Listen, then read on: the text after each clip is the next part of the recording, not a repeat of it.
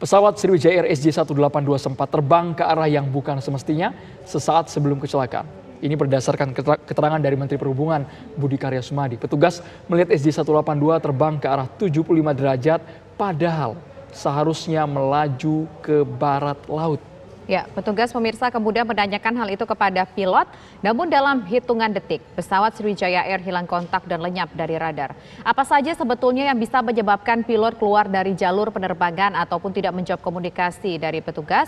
Bersama kami pemirsa telah bergabung narasumber yaitu ada Penasihat Eksekutif Asosiasi Pilot Garuda, ada Kapten Sadrah Marwasas Nababan. Selamat sore, Cap. Selamat sore, Mbak. Bisa sama. Ya, Cap, kita ingin tahu di sini kan Menhub menyebutkan bahwa seharusnya pilot ini tidak berbelok ke arah yang bukan semestinya, tetapi justru berbelok ke situ. Apa saja kemungkinan-kemungkinan yang bisa terjadi pada saat pilot tersebut berbelok, kemudian dihubungi petugas di lapangan tidak merespon? Apa kemungkinan di waktu 2 menit krusial itu, Cap?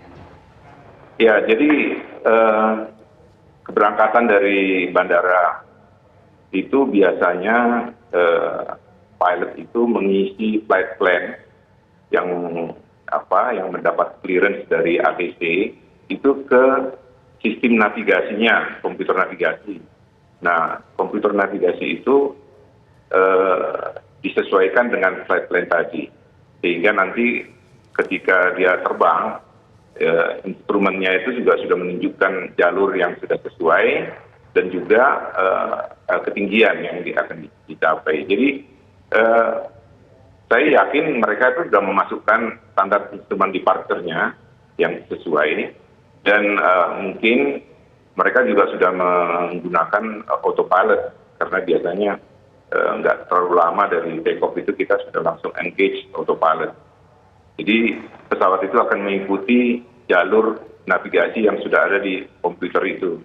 Nah, dalam praktek sehari-hari memang pilot itu sering mendapat clearance untuk mempercepat.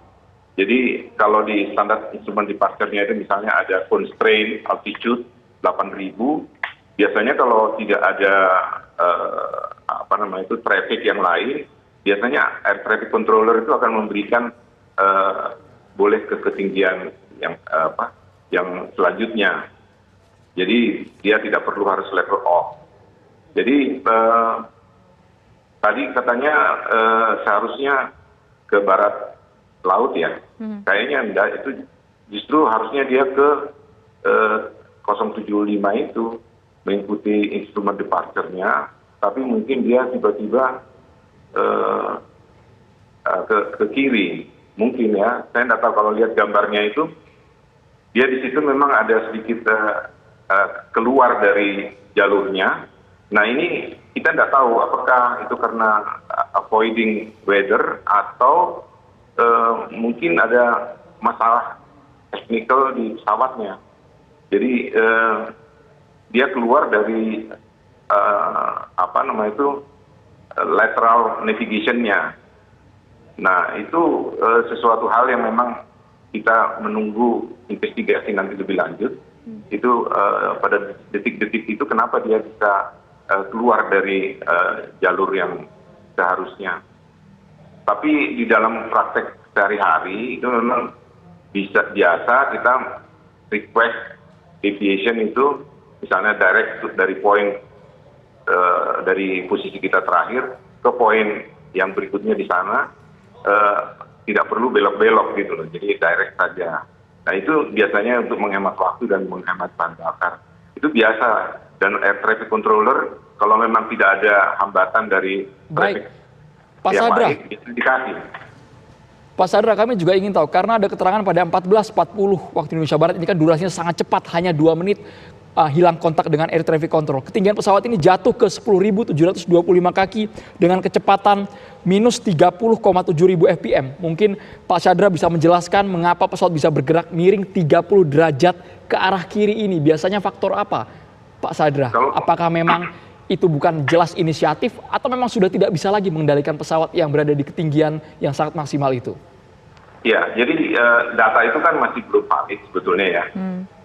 Nanti kalau dari data recorder nanti diperoleh data-data yang lebih akurat, itu mungkin baru bisa kita menganalisis. Dan biasanya flight data recorder itu nanti akan dia matching dengan cockpit voice recorder time frame-nya, sehingga bisa persis diketahui apa yang mereka lakukan pada saat itu, apa yang terjadi dan apa yang mereka lakukan.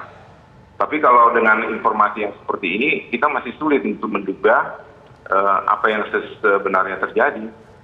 Jadi memang hanya saya ingin menyampaikan bahwa kalau avoiding weather juga biasanya pilot itu akan request ke air traffic controller. Tapi kelihatannya kan tidak ada permintaan itu, karena hanya hitungan menit aja mereka sudah langsung hilang dari radar kontak. Oke, Pak Sadra, ini kan juga banyak orang yang mempertanyakan di luar sana soal angle take off pesawat ini. Dari informasi yang Anda dapatkan, Pak Sadra, angle-nya apakah bisa dikatakan angle ketika take off ini adalah sebuah angle yang normal untuk melakukan penerbangan? Saya kira normal aja ya.